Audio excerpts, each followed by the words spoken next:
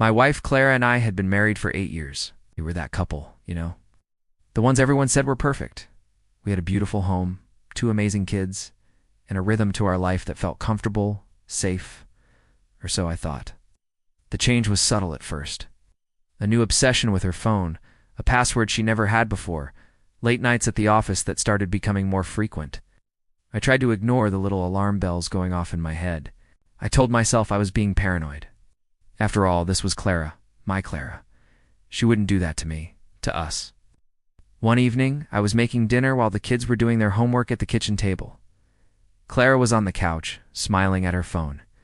I casually asked who she was texting that was making her so happy. She jumped, startled, and quickly put her phone face down.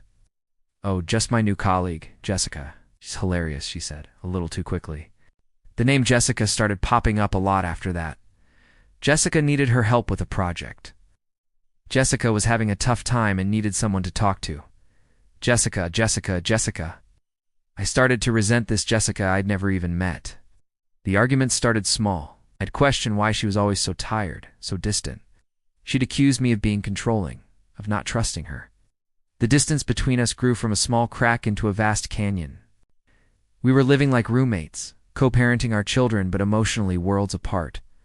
I missed her. I missed the way she'd look at me, the way we'd laugh until our stomachs hurt over the silliest things. I tried to bridge the gap. I planned date nights, suggested a weekend getaway, anything to reconnect. But she always had an excuse. Usually it involved work or helping out the ever-present Jessica. One night the kids were at my parents' house, and I thought, this is it. This is our chance. I cooked her favorite meal, lit some candles, and put on the music we danced to at our wedding. She walked in, took one look at the scene, and her face fell. "I'm exhausted, Mark. I just want to go to bed," she said, not even looking at me. I felt something inside me just ... break. I told her I couldn't do this anymore, that I felt like I was losing her. She just shrugged and said maybe we needed some space. That night, I slept on the couch, the silence in the house louder than any argument we'd ever had. The next morning, she was getting ready for work. Her phone was on the bathroom counter, buzzing repeatedly. My heart was pounding in my chest. I knew I shouldn't, but I couldn't stop myself. I walked over and picked it up. A message was on the screen, a new contact being saved. The name was Jessica, but as the screen lit up with the full contact details, I saw the picture. It wasn't a woman, it was a man I recognized from her company's website, her boss David, and just like that, everything clicked into place. Every late night, every whispered phone call, every flimsy excuse, it wasn't Jessica. It was never Jessica. It was him. My hands were shaking. I felt a wave of nausea wash over me. The betrayal was a physical pain, a punch to the gut that left me breathless. I looked at myself in the mirror, at the reflection of a man who had been a fool. The perfect life I thought I had was a lie, a carefully constructed illusion. Ow. I walked out of the bathroom and found her in the bedroom, fixing her hair. I didn't yell, I didn't scream. My voice was eerily calm when I spoke. "How's Jessica?" I asked, holding up her phone. The color drained from her face. She opened her mouth to speak, but no words came out. The mask of the perfect wife, the devoted mother, crumbled right before my eyes. In that moment, I wasn't looking at my wife anymore. I was looking at a stranger. She finally started talking, a torrent of apologies and excuses. It had started as a friendship, she said. I understood her, listened to her in a way she felt I hadn't in years. She didn't mean for it to happen. The words were empty, meaningless. They couldn't erase the months of lies, the calculated deceit. The image of her saving his name as Jessica was burned into my mind. It was so simple, so devious. I asked her to leave. For the kids' sake, I didn't want to make a scene. I needed to think, to breathe air that wasn't tainted with her lies. She packed a bag, her face stained with tears, but I felt nothing. No pity, no anger, just a profound, hollow emptiness. After she left, I sank onto our bed, the bed we had shared for 8 years, and for the first time, I let myself cry. I cried for the man I was, for the family I thought I had, and for the future that had been stolen from me. The days that followed were a blur. I told the kids their mom had to go away for work for a little while. Their innocent questions were like daggers to my heart. How do you explain to a child that their world is falling apart?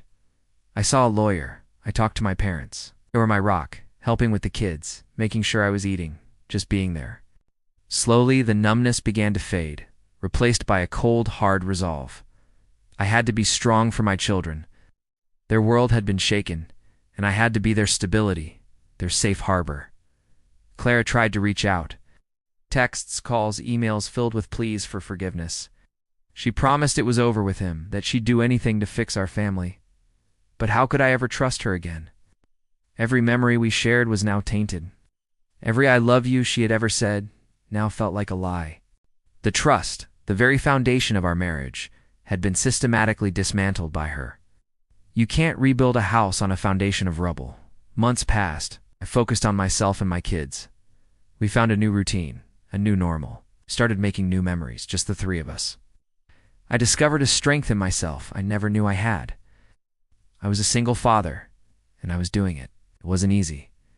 But seeing my kids smile, hearing them laugh, that was my fuel.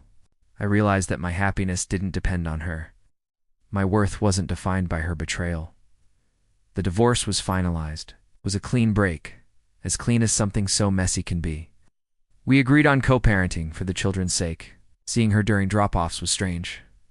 She was a ghost from a past life. The love I once felt was gone, replaced by a quiet indifference.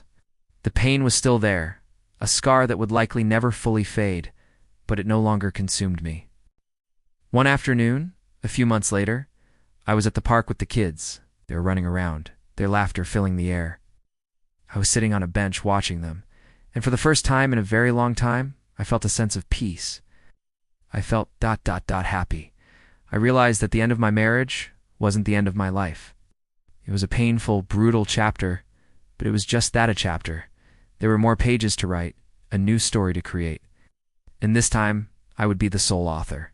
I looked at my children, my beautiful, resilient children, and I knew we were going to be okay. We were already okay. Thank you for listening to my story. If you've been through something similar, know that you are not alone and that there is light at the end of the tunnel. It takes time, but you can heal and you can find happiness again. If you found this story helpful, please like and subscribe for more. Your support means the world.